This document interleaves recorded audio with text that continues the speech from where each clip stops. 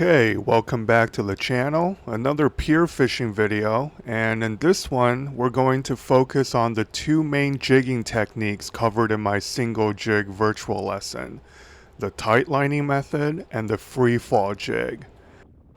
Now both can be deadly depending on the conditions, the depth you're fishing, and how the fish are responding that day, if they're actively feeding or in a more neutral mood.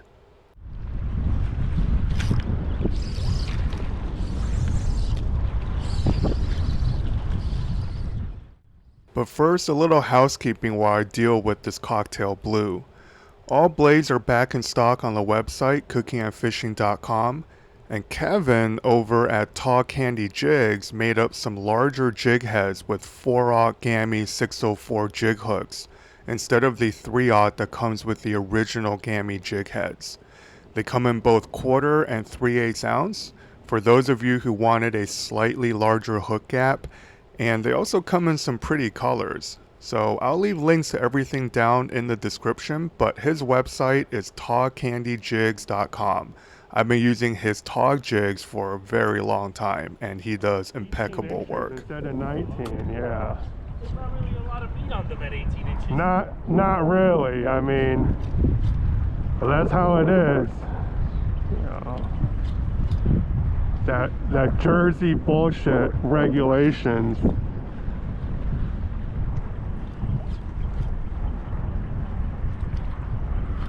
Yeah, right now the water is kind of cold, so I'm not hitting it that hard. I'm still popping it, but not like in another month I am. You go higher. Yeah, I am really hitting that jig. Now, by hitting the jig, I am referring to making contact with the jig through the slack, much like how you work a jerkbait except vertically. Hitting the jig through slack as opposed to pulling the jig is how you achieve maximum height off the bottom with minimal effort, and it also gives your jig the most erratic action. I should note that when freefall jigging, I am not using the spinner blade attachment, because that will only slow things down. I want to generate that explosive acceleration off the bottom because speed is often a trigger for neutral fish to open their jaws. I'm going for a pure reaction bite. No, this is a tail walk. It's slightly better, but it's still like a. They still break if you go to they break easily if you go to. Yeah, like you can't lift it like this. You gotta pull it, you know. Oh, it's on again. I don't think this is not a fish. I got like a crab or something. All right. Looks like a big fluke. Yeah, it might be. The way it's fighting like that, the head shake. It might be. It just started. Okay, that's a fish. Yep. That's a fish.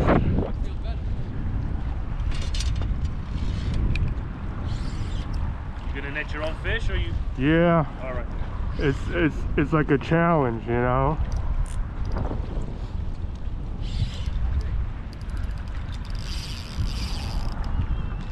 Taking drag like a beast. Oh, it's pretty light drag. Not that I know. It's a beast. It's a nice fish. It's decent. I'll take it. There we go.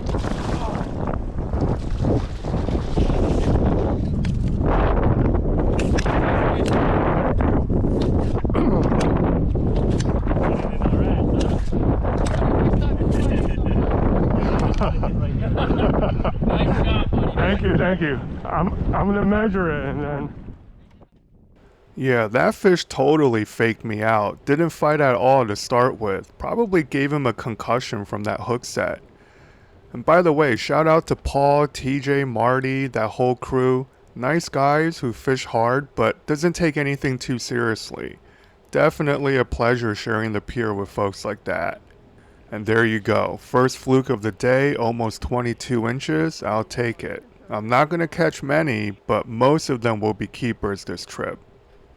Okay, so that fish came off the free fall jig. Now I'm adding the blade to see what happens.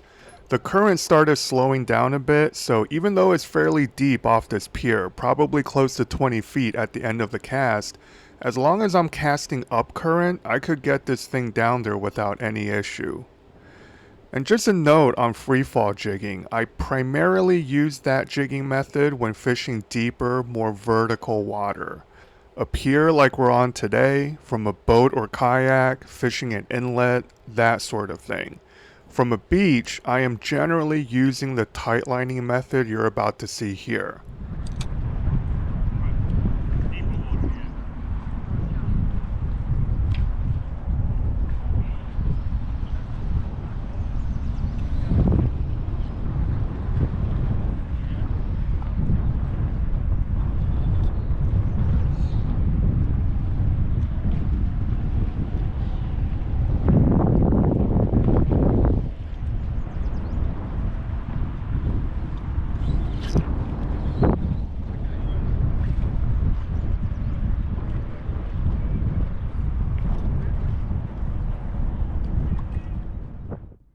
So as you see, the tight line method is a much slower cadence.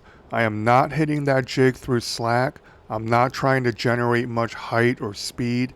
It's just a quick lift of the rod tip, then a tight line pendulum swing back down the bottom. And in this case, since I'm using the OG spinner blade, I'm letting that blade do the work. It's spinning and throwing light and vibration everywhere, hopefully calling fish in.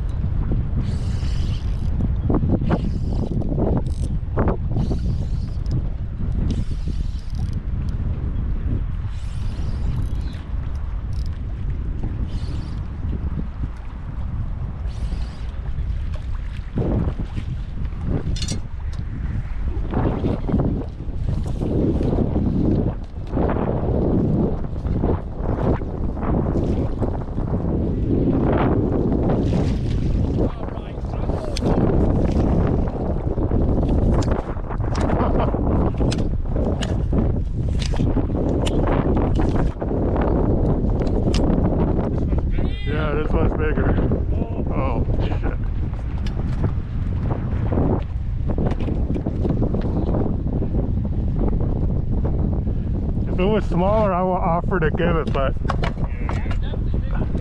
I think you should let them. yeah. How big do you think it is? Actually, I think it got the jig all the way in. It's gonna die. Yeah, that jig is all the way in. Yeah, very unfortunate. You guys saw how quickly I set the hook on this fish, yet it still managed to swallow the jig. Now granted, this is a bigger fish, but even a healthy short can take that 6-inch jerk shad down deep if you give them more than a split second to eat it. I know I sound like a broken record at this point, but if you're waiting to set the hook, you're doing it wrong. Feel the bite, reel down the slack, and set the hook. Do not hesitate. So this fish, 24 3/4 inches, 6 pounds even, but that is with the 1/4 ounce jig inside his gullet. So hair under 6 pounds, let's call it. Okay, so here's the new gulp I've been playing around with, the Gulp Dragon Tail. Now paired to a darter jig head, this is the ultimate free fall jigging bait. This type of setup has been popular in Japan for decades. They call it winding or winding. Now, on the ball head, the 6-inch jerk shad, you get that erratic directional changes when you hit it on slack line. With the profile of the dragon tail plus the sharp angles of the darter jig head, this thing will walk 4 to 5 feet left and right. A very wide dart indeed.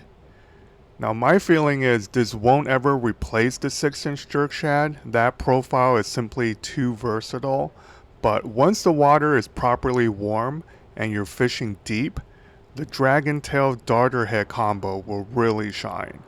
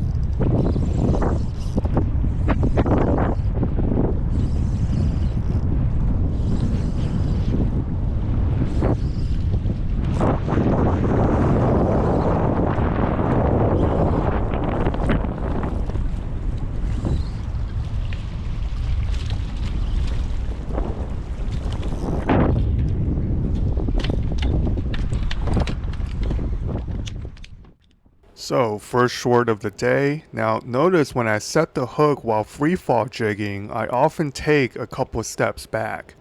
That's an attempt to keep perfect tension on the line. Since you often pull into a fish when freefall jigging, you're not always in the best hook setting position to begin with, so whatever you have to do to keep proper line pressure is a good thing. And by the way, all of these details and nuances are covered in the virtual lesson. Many of you have bought it, and just a reminder, you'll have access to those videos and lesson notes forever, and I'll also be available to answer any technical questions you might have via DMs or email.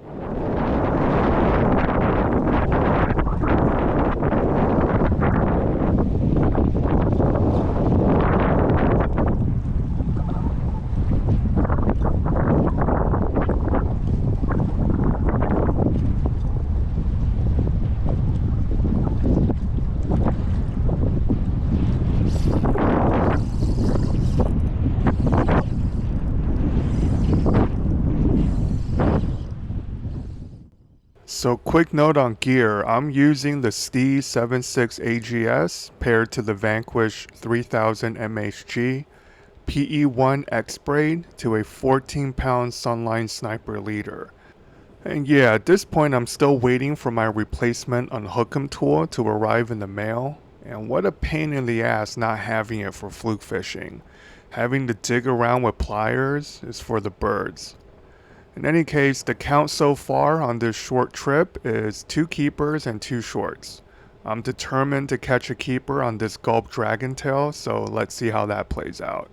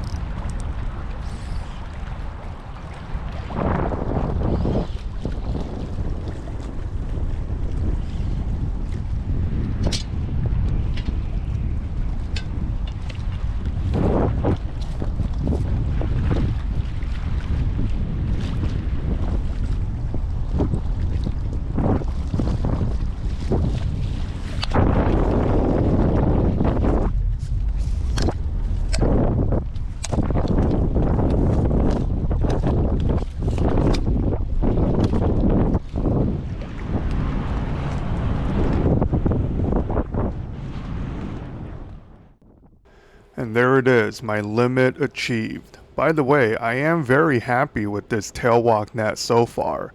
It certainly gets the job done, user error aside. So to recap, we spent roughly 2 hours on this pier. Started off with free fall jigging the 6-inch jerk shad on the 1/4 ounce gammy head, caught our first keeper, added the OG spinner blade attachment, went to the tight lining method, second keeper landed, almost a shore mat, 25 inches, went back to the free fall jig, but with the new Gulp Dragon Tail profile on the darter head, catching our first couple of shorts and then the final keeper. Now, could I have caught all these fish if I stuck with one jigging method? Who knows? It's pretty rare, but I did switch things up with this video in mind. Usually you guys are just seeing whatever I felt like throwing on any given day, and the actual content is an afterthought. But I'm glad I rotated through the different techniques and baits on that day. Certainly gave this video more structure while I'm here editing it. That's better. No, it's better. Thank you. No problem.